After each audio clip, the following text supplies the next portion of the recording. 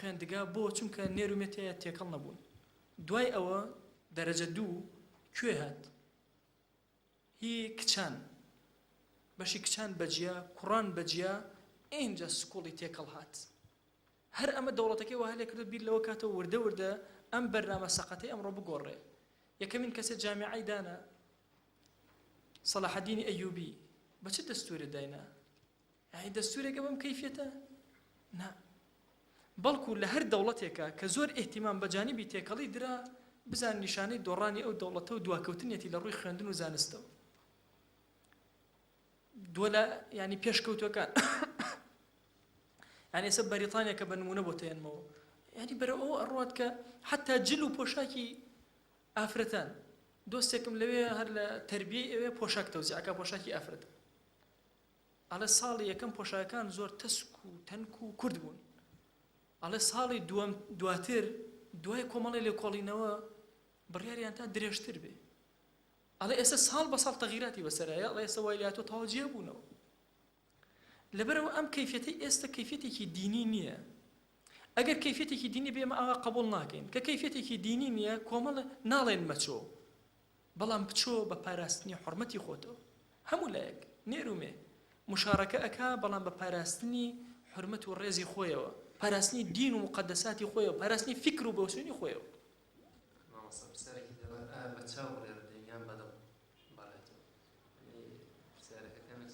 پرسیاری ئەوەی تر دووەمیان مابوو، جوابمان نەیەوە. ئەوەی نامەکان فەرق نییە.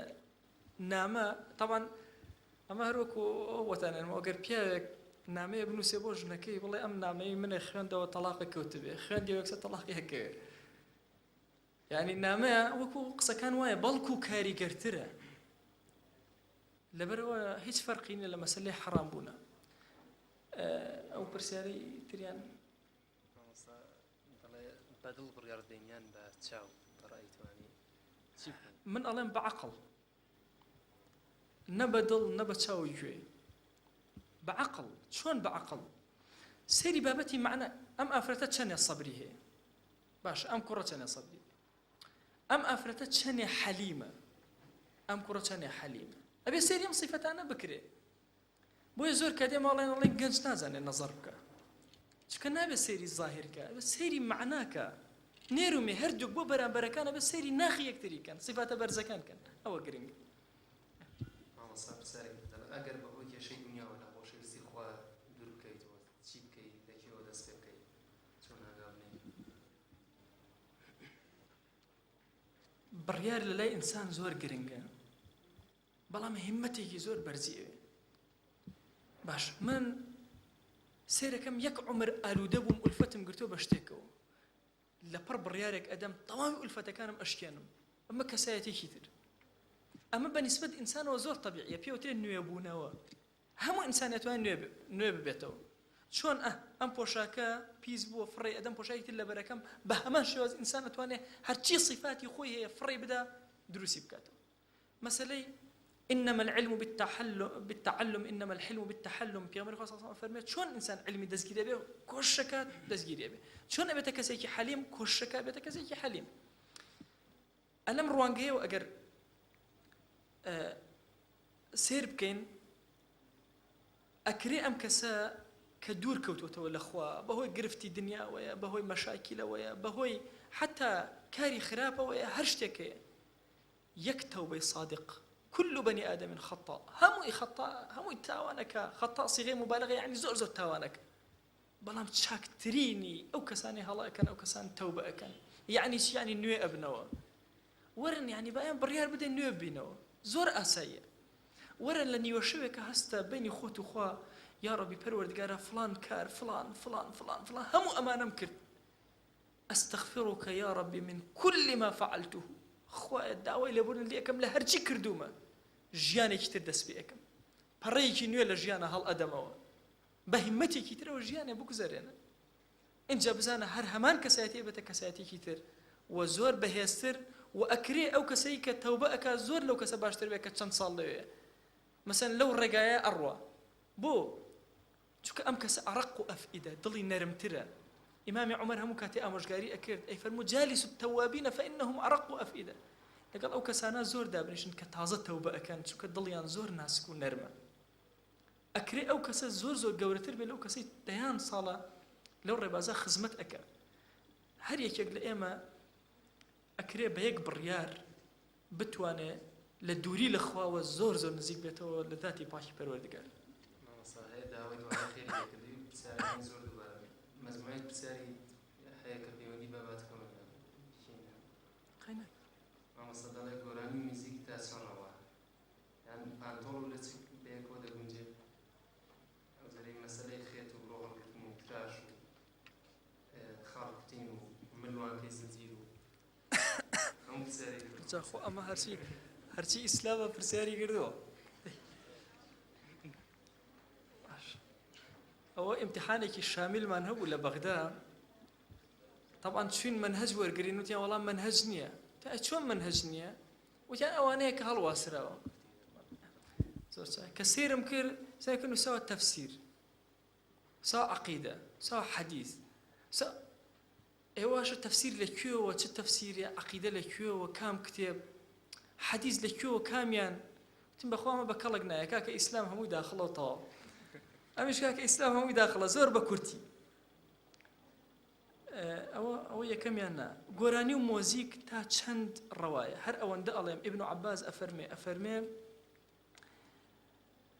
گۆرانی شەیطان بریتیە لە مۆسیقا کە دڵی ئینسان ئەبا بەرەو لای خراپەکاری گۆرانیش ئەگەر بەسەر شاخ و داخ و نیشتیمان و سرود و ئەمانە بێ قەیناکە ئەگەر بریتی بێ بەسەر ئافرەتە و ئەو عشقە دۆڕاوە بێ کە باسم کرد هیچی دروست نییە مەسەلەی پانتۆڵ و لە چک بەیەکەوە تا چەند ئەگونجێ حجابی شەرعی شروطی خۆی هەیە ئەبێ ئەو حجابە تەسک نەبێ تەنک نەبێ کورت نەبێ سەرنج ڕاکێش نەبێ هەرچی غێری ئەمە بێ لە شروطی حجاب کەم بووتەوە هەر شێوازێ بێ بەڵام طبعا لە نێوان جۆرەکانی با بڵێن ناحیجابیە پلەبەندی هەیە بۆی ئەڵێم ناحیجابی چکە بە حیجابی دانانێم سێرک ئافرەتێک زۆرێک لە جەستەی بە دەرەوەیە ئەمە ئەکاتە ئەوەی با بڵێن ئەو کەسێک کە لەچکی لەسەرایە نە ئەوەی کە لەچکی لەسەرایە باشترە لەو واضحە یعنی پلەبەندیەکە نەک لە نێوان حجابی شەرعیە باسی حجابی شەرعی نییە حجابی شەرعی شروطی خۆی هەیە باسی چییە باسی ئەوەیە کام باشترە ئەڵێم ئەوەی کە پانتۆڵی لە پێ و لەچکی کردوتە سەری ئەوە باشترە لەوەی کە تەنوری لە پێ کردووە ئەبێ وا بڵێن مەسەلەی خێت و برۆ هەڵگرتن و ئەوە چییە تەراش یانی چی تەراش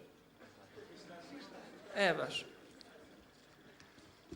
خێت و برۆ هەڵگرتن و ئەوانە طبعا مەسئلەی برۆ هەڵگرتن زۆرینەی عولەما ئیتیفاق ینی ڕەیان ئەوهایە کە حرام و نادروستە مەسەلەی خێدان لە دەموچاو بە هەمان شێواز مەسەلەی تەراش و ڕیشتاشین کۆدەنگی زانایانی لەسەر ئەوەی کە حرام ئەوە چییە؟ دەڵێ خاڵکوتین تاتۆ زنجیرەی خاڵکوتین هەر خاڵێک لەو خاڵانەی کە ئەکوترێ دوای غوسڵ دەرناکە و دەستنوێژی دروست نییە ئەبێ ئیلا لا ببرێ لەبەرەوەی نادروست و ناشەرعیە مەسئلەی ملوانکە و زنجیری ئەوە چی دەبن بۆ کوڕان بۆ کوڕ مەسئلەی زنجیر و ئەمانە جارێ ئەوەی کە ئاڵتون بێ بە کولی دروست نییە ئەوە حرامە دیارە ئەوەی کە غێری ئاڵتون بێ تەشبیهە بە خەڵکی غێرە دین باشە ئەم زنجیرە بۆ کەیتە ملێ وەڵڵا لەبەرەوەی بە لە ڕام بۆ بچم مەسەلەن یعنی شتێکە لەو شتانە لەبەرەوە بخۆی بە کەسایەتێک ئەچوێنێ حتمما کەسایەتێکە غێرە دینیە لەبەرەوە ملاحەزەی ئەوانە بکەن ناباشە و تەشبیهە بە کافرە